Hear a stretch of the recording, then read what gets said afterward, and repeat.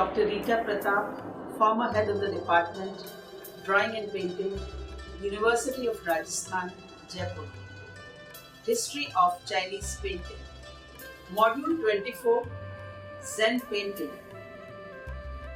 Zen Painting. Zen painting was the only branch of the Buddhist faith to have a profound and lasting influence upon painting.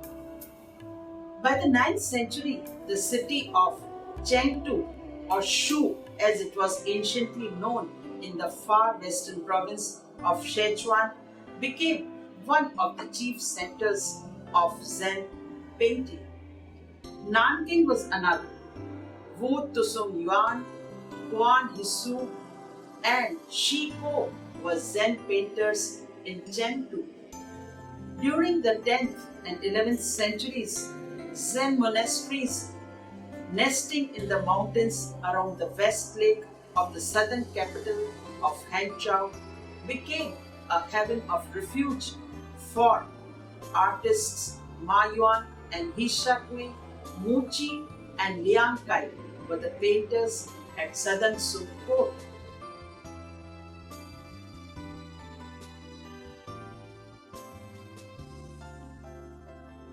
Though not a branch of Zen art, the painting of dragons was popular at the same period and close to it both in spirit and technique. The climax of dragon painting in China was in the late 12th and 13th centuries when Zen ink painting was also at its height. Zen painting. The Buddhist sect known in Japan as Zen and in China as Chan was the only branch of the Buddhist faith to have a profound and lasting influence upon painting. In the 6th century, an Indian monk named Bodhidharma brought the doctrine to China. He taught that the Buddha was to be found, if at all, in man's own inner soul. From realization of the truth within oneself, one might reach awareness of the Buddha's essence, that is, in all things animate and inanimate. After Bodhidharma, Zen Buddhism split into two rival schools, the northern school and the southern school.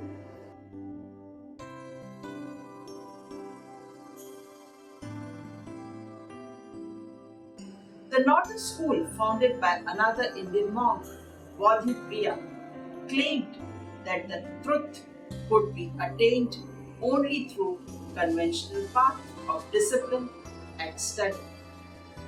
Hui Neng, the fifth patriarch, was the chief of the southern school.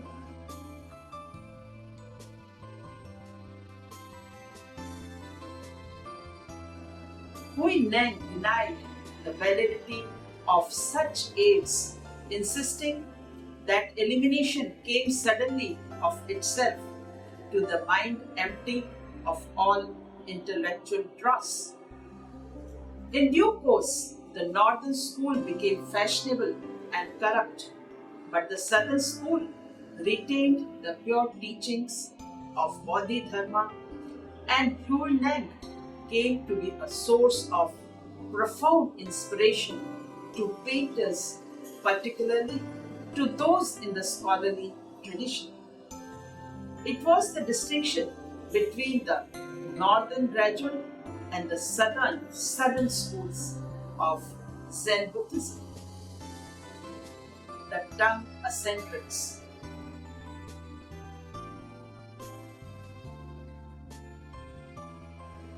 During the first half of the Tang dynasty, when society was still welded firmly together, Zen Buddhism made little headway in China, except among eccentrics.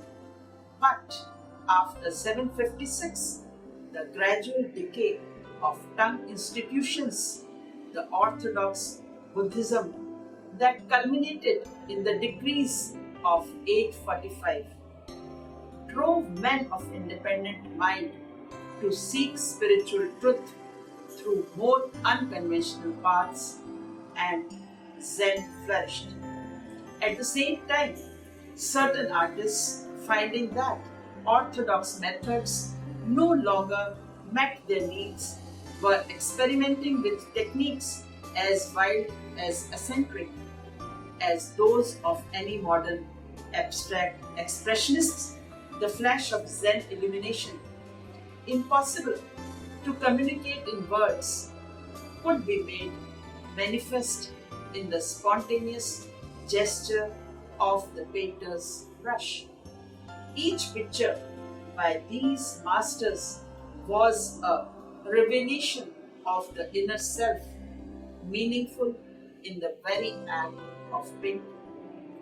It is recorded that one master would spatter the ink with a toss of the ink soaked hair, another spilled ink in pools upon the floor, dragged an assistant sitting on the sheet round and round over it. Then, with deft touches of the brush, turned the blots and smears thus created into mountains and forests. Thus, Zen adherents, who were anything but Dr. Rand, claimed that any painter who expressed his moments of illumination with absolute spontaneity was acting in the true spirit of Zen. Now the Zen painters in Chengdu. By the 9th century, the city of Chengdu or Shu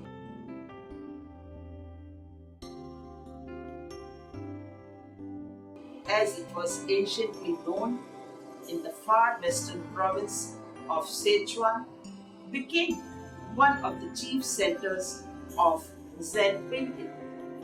Nanking was another. Chengdu was considered a haven of peace, prosperity, and liberal patronage of the arts to many scholars, official painters, and poets drifted during the chaotic years preceding the fall of Tang Dynasty in 906. Wu Tangyuan, Guan Hisu, and Shiko were Zen painters in Chengdu.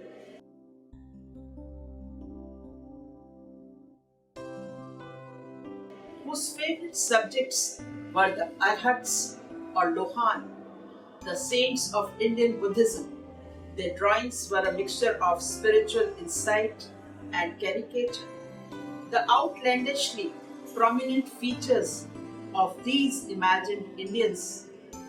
But in China, their work was too grotesque to find many admirers.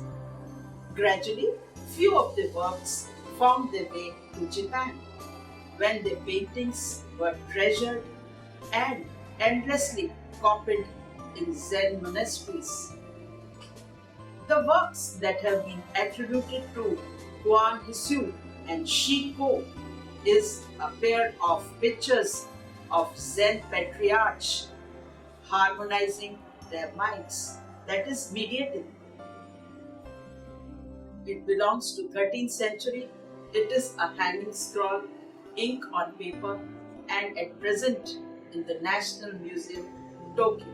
In the scroll, the mediating patriarch leans upon a tiger, which is fast asleep, or perhaps mediating too. The technique agrees with early records which describe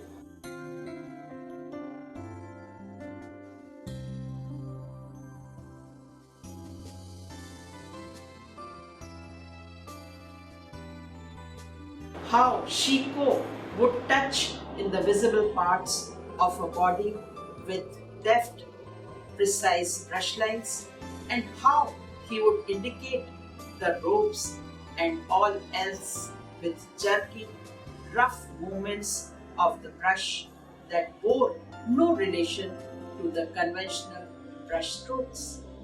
Color which would gratify the senses, and visual accuracy, which would appeal to the intellect, are both avoided. The painters here is not merely depicting an old priest leaning on a diver. Here, the artist has attempted to portray a state of mental and spiritual concentration, unity, and repose. Another painting by Juan Hsu is Lohan. It is a hanging scroll, ink and color on silk, China, and of five dynasties period, and at present in the National Museum, Tokyo.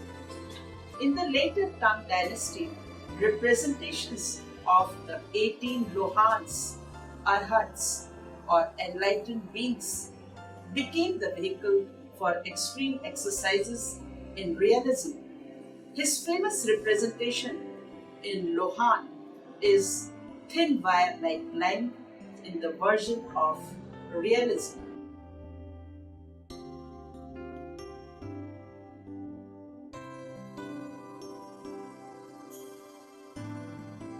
Wu Tusung Yuan's painting 87 Immortals belong to 14th century, and this is a detail of a hand scroll with ink on color on silk, and at present in the C.C. Wang collection, New York. This painting by Wu Tusung Yuan probably gives a fair indication of his time. There is, however, in the Sosho Inn at Nara, a contemporary painted banner representing a bodhisattva, painted with a brush or hand, using a thick and thin line for depicting swirling drapery. It shows considerable vigor.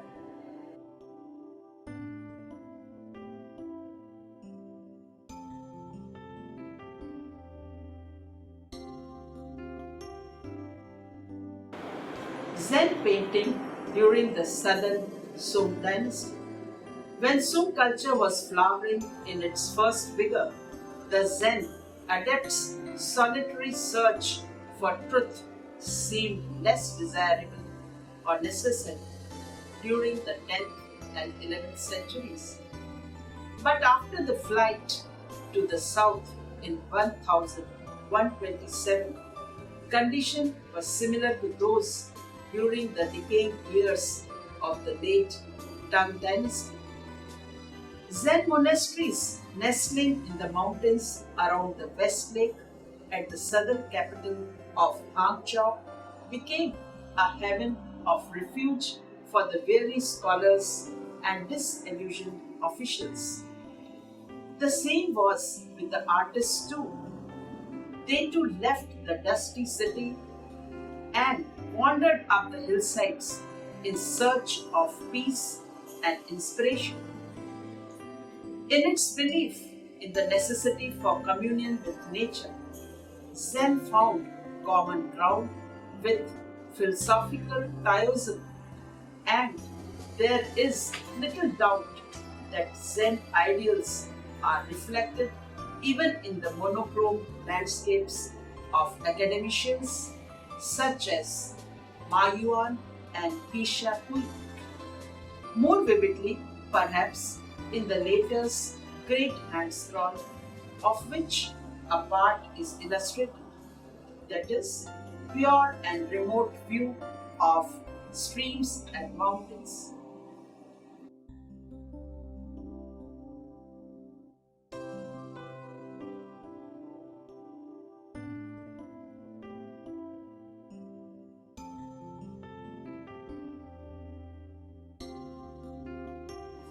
In southern China, in the early years of 3rd century, the chief source of Zen influence was Muji, a Zen priest from the southwest of China who had come to Hangzhou in 1215 and restored its ancient monastery of Liu Tong Su.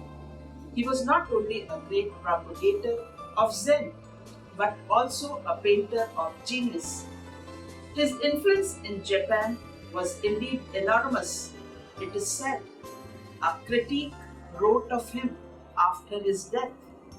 He played with ink in a rough and vulgar manner and did not follow the rules of the ancients. As this view was shared by later Konoishers, it is not surprising that Muchi's work were neglected in China, and his surviving paintings found their way to Zen monasteries in Japan. Shortly after his death, a Japanese monk named Mokuan visited the monastery of Liu Tusum Su at Hangzhou.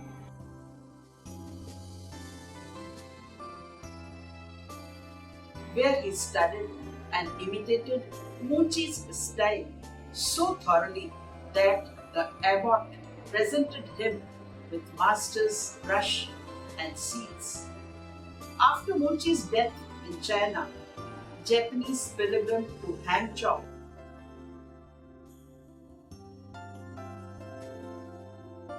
took home many of Muchi's and Mokuan's paintings.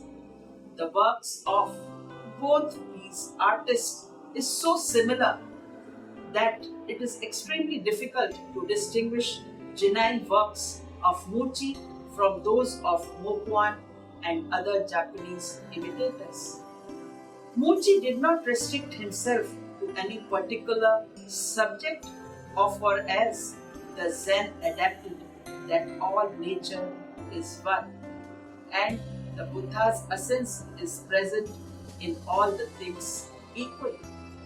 Whether Muchi's theme was bird pecking at its feathers on a pine branch, a bodhisattva in glory, or a great panorama of mountains and rivers,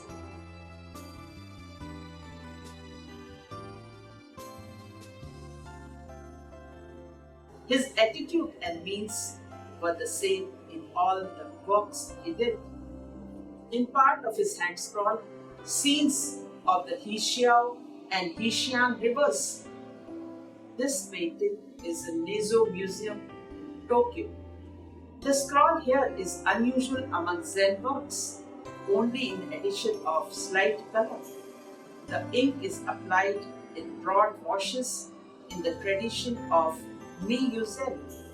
There is no texture strokes, and the few accents are picked out sparingly by means of ink dots touched in with the tip of the brush. The mist from the forms of mountains and trees emerge and into which they blend has a triple function. Firstly, it evokes the atmosphere of a lakeside in the evening. Secondly, on a deeper level, it is the visible manifestations of the chi or life breath that, in the belief of the Chinese mystic, animates nature. Thirdly, and as a peculiarly Zen extension of this idea, themist, as expressed in the loose, wet brushwork, gives to all the forms an undifferentiated unity of texture, thus proclaiming the Zen belief in the essential oneness of all things.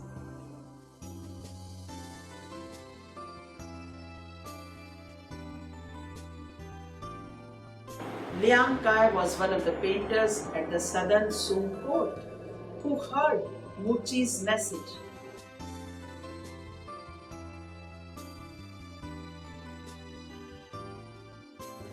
He spent most of his life in the company of other Zen enthusiasts in the monasteries around Hangzhou. Although none of his pictures is dated, it is generally assumed that the more orthodox ones belong to his early years in the academy, the expressionistic ones to the later part of his life. His famous portrait of the tongue poet Li Po, which belongs to 13th century and at present in the Commission for Protection of Cultural Properties, Tokyo. The hand scar shows how apparently careless brushwork with which Zen painters generally indicated robes.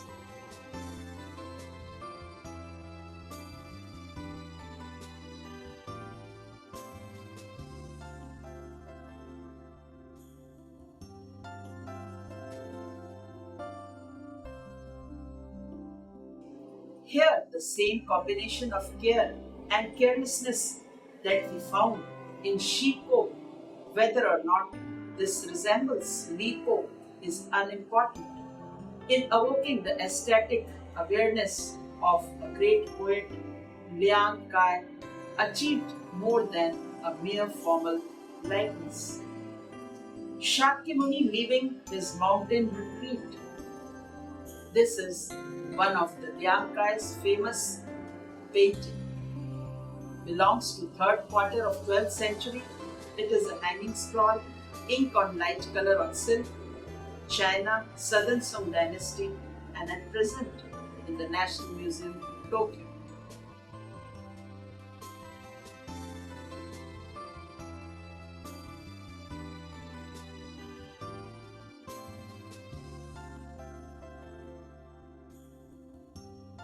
Liang Kai is famous for painting Buddhist subject. The painting combines element of Tang Central Asian figure style with the lyric landscape mode. Dragon painting.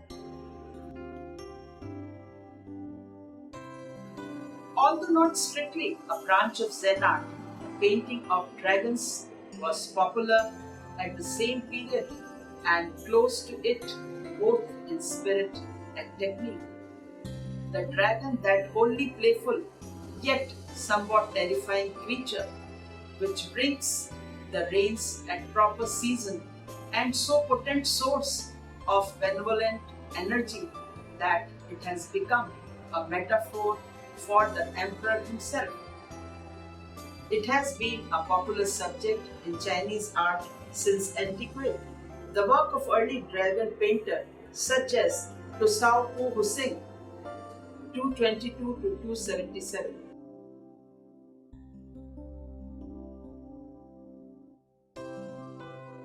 are of course all lost, but fine painting of the dragon entwined with a serpent, when they are shown together, they are a symbol in ancient Chinese cosmology for the north.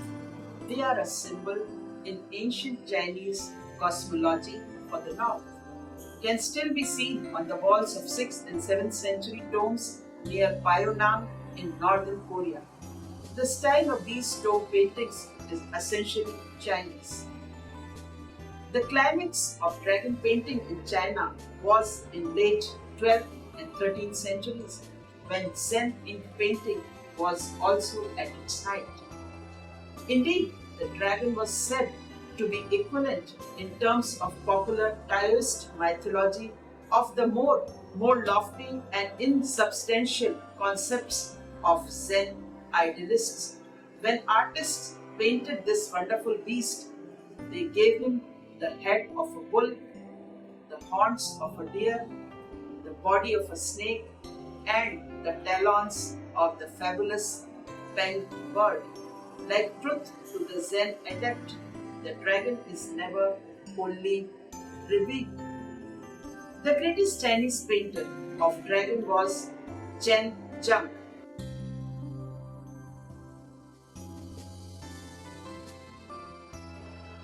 Chen Zheng, a 13th century critic, relates that when drunk, Chen Zheng would give great shouts, whip off his cap, and using it as a brush, smear and spatter ink on the paper after the manner of the Tang eccentrics. From the mists and clouds thus created, he would make his dragon appear, form emerging out of formlessness.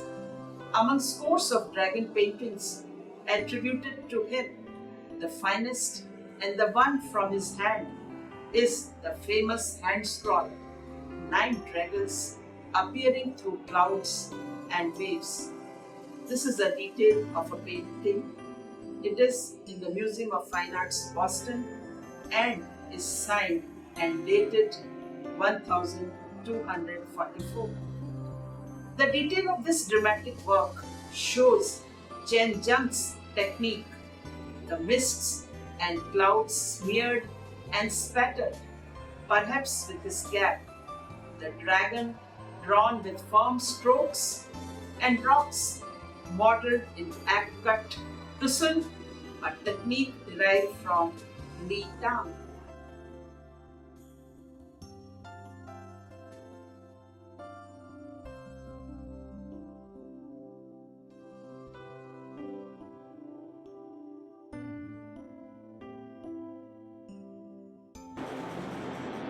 After the fall of the Southern Song dynasty, Zen painting gradually ceased to be a distinct, identifiable tradition in China.